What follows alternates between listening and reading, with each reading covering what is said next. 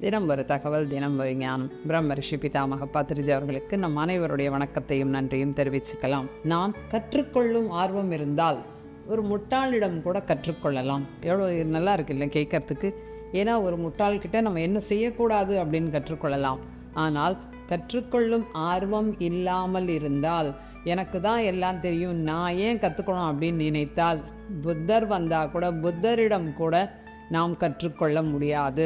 ஏன்னால் கற்றுக்கொள்ளுதல் என்பது மிக மிக முக்கியமான ஒரு விஷயம். அதன் ஆர்வம் இருக்க வேண்டும். சொல்லுவோம் இல்லையா, கற்றது கையளவு, கல்லாதது உலகளவு அப்படின்னு சொல்லுவோம். அதனால் நாம் வாழ்க்கையில் ஏதாவது ஒன்றை கற்றுக்கொள்ள வேண்டும்.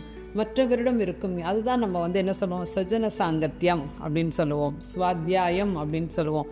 ஏன்னா சுவாத்தியாயம் புத்தகம் படிக்கும்பொழுது அதில் இருக்கும் ஞானங்களை கற்றுக்கொள்வோம்.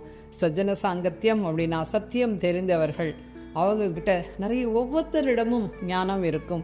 ஒவ்வொருவரிடமும் நாம் கற்றுக்கொள்ளும் பாடங்கள் நிறைய இருக்கிறது. நம்ம தெரியாமல் தவறு செஞ்சுருப்போம், ஆனால் அதை கற்றுக்கொள்ள வேண்டும் என்ற ஆர்வம் இருக்க வேண்டும். எனக்கு தான் எல்லாம் தெரியும், என்கிட்ட யாராவது வேணால் கற்றுக்குவாங்க, நான் தான் கிரேட்டு. ஒவ்வொரு விஷயங்களுமே ஒரு சிலர் என்ன சொல்லுவாங்கன்னா, இது பெரிய விஷயமா, எனக்கு எல்லாம் தெரியும் அப்படிம்பாங்க. பெரிய விஷயமோ சிறிய விஷயமோ பாடங்கள் கற்றுக்கொள்வதற்காக நாம் வந்திருக்கிறோம். இந்த ஆன்மா பிறப்படுத்து வந்திருப்பது பாடங்களை கற்றுக்கொள்வதற்காகத்தான். அதனால் நிறைய கற்றுக்கொள்வோம். கற்றுக்கொள்வதற்கு வயது என்பது தடை அல்ல. வயது என்பது ஒரு எண்ணிக்கை. மூளை நாம் இறக்கும் வரை வேலை செய்யும். அதனால் ஒவ்வொரு விஷயங்களையும் கற்றுக்கொள்ள வேண்டும். பாடல்கள் கற்றுக்கொள்ளலாம், இன்ஸ்ட்ருமெண்ட்ஸ் கற்றுக்கொள்ளலாம், நிறைய மொழிகள் கற்றுக்கொள்ளலாம். படிப்பதற்கே கற்றுக்கொள்ள வேண்டும். தியானம் கற்றுக்கொள்ளலாம். தியானம் ஒரு நாள் கற்றுக்கிட்டால் அடுத்த நாள் நம்ம குரு அப்படின்னு சொல்கிறோம். ஆனால் கற்றுக்கொள்வது என்பது மிக மிக மிக ஒரு உன்னதமான ஒரு செயல். அதனால் எப்பொழுதுமே கற்றுக்கொண்டு நம் ஆன்ம வளர்ச்சியை பெருக்கிக் கொள்ள வேண்டும்.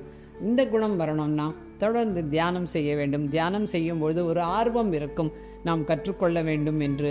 அதனால் நேரத்தை விரயம் செய்யாமல் தொடர்ந்து கற்றுக்கொண்டு அதில் பெற்ற ஞானத்தை மற்றவர்களுக்கும் கற்றுக் கொடுப்போம். தொடர்ந்து தியானம் செய்வோம், ஞானம் பெறுவோம். நன்றி.